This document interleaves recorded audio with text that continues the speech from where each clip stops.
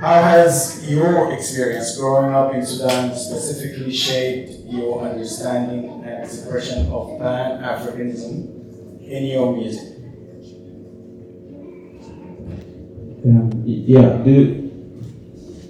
Can everyone hear his microphone? Okay. So I'm just making sure they hear the question. But apparently they. Do you hear me? No?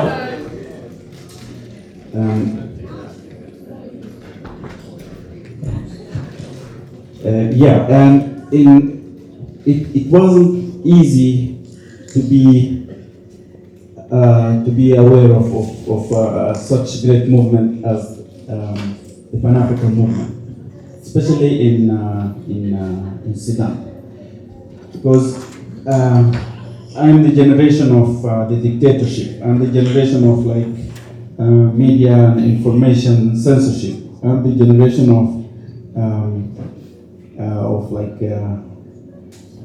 a right mentality regime that was ruling for 32 years in the country. So it was not easy, but when I find out about the movement, it was actually on written and printed documents, like papers, like physical papers, yeah. And of course that's maybe because the interesting place of placing of the country Sudan, the modern Sudan today, it has many borders to several countries. So things travel, things can sneak their way in to the country and out from Sudan. So mainly it was business, whatever people trade with, export and import, but also the gates from the western part of Sudan. Now we're talking the gates to the Great Sahara, the gates to Chad, the gates to Central African Republic. They also brought in some unwanted documents. So it was tricky, and we used to share them. We used to be very careful about them. So we would read them in secretly, and then pass them. You need to trust the person that you're passing these documents to. That person could be one of the intelligence or the security and report you, and then that's evidence, or you're going to suffer for that.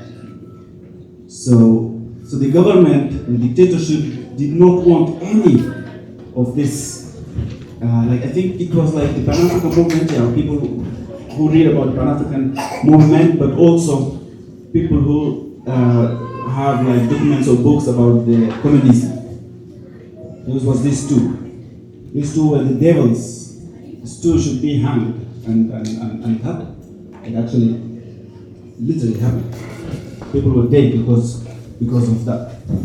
And so when I finally found my way, then I took it further, and then I would ask for people specifically if they ended up in certain countries to find me books of such a thing, or documents or whatever. Sometimes CDs, and that's how it all started. And I was also being the weird person among my peers, because they don't know why am I reading this stuff. And sometimes I'll go and translate some documents from other languages.